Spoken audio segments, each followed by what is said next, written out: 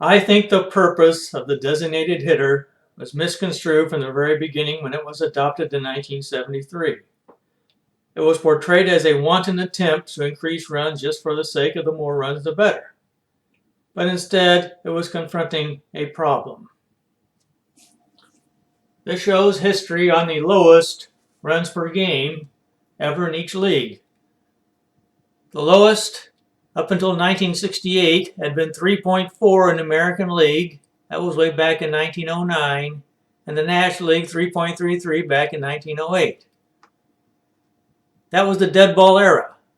And in 1968, we were back down to those numbers. 3.41 in the American League was a brand new all-time low. National League was very close behind at 3.43, near their all-time low.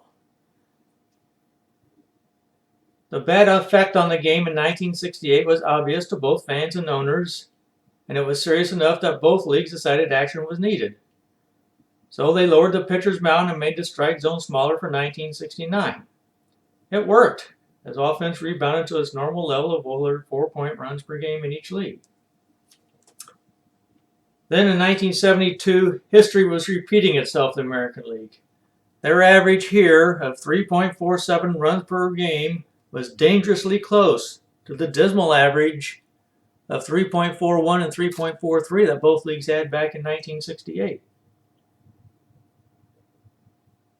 And in 1968, everyone recognized that as unacceptable. So I hope you can see why there is good reason for concern if you're an owner of an American League club. If the point was greatly increase the offense just for the sake of the more runs the better, then the owners would have done something to increase the offense at every slot in the order, such as juicing up the ball. Why did they just target the pitcher slot in the order and choose the DH rule? Just by watching the games, they saw how the pitcher's hitting was creating a dead spot in the order, and they talked about that. By looking at the stats, they could see how truly bad it was. In 1972, pitchers' batting averages were 145 in the American League and 147 in the National League. So they were very poor back then as well as today. The owners obviously knew that by just getting rid of this dead spot in the order that things would improve, and it did. It got the runs back up to 4 runs per game. That's all that was needed. Problem solved. That was it. The critics back then claimed that all the American League cared about was runs and slugging. This led them to all the false impressions about team speed and strategy that I covered in my first video. It's just one player in the lineup. It's not going to change all that. But what the American League was actually doing was solving a continual problem. The poor hitting of the pitchers brought down the game. That's why they chose to do only something about the pitcher batting. The point of the DH is not to maximize offense, but to correct one weak spot in it. I compare it to a car's engine. Instead of turbocharging an engine to make it go as fast as possible, the DH fixes a broken part of the engine to make it run normally. Just take a look at these World Series statistics for the 3 years before the designated hitter was installed. In 1970 through 72, there were 19 World Series games, and the American League pitchers went 3 for 46 for an .065 average.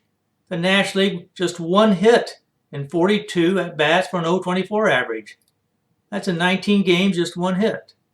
And they did not make up for it by bunting. Only 2 sacrifice bunts by the pitchers in the American League and 4 by the National League in 19 games. So I think just looking at these stats justifies adopting the designated hitter. Now some say there is no longer a need for the DH since runs per game are no longer as bad as they were in 1972. But I say as long as pitchers are batting way below 200, like last year was 135, or as they have been for decades, you should have the designated hitter. The designated hitter rule was just a minor rule change. All it does is have a batter hit for the pitcher each time instead of waiting until later in the game to use 1 or more pinch hitters for the pitchers. So now you have someone bat for the pitcher about 4 times instead of once. This simple rule was all that was needed to improve the game for good. and American League fans have reaped this benefit for 44 years now.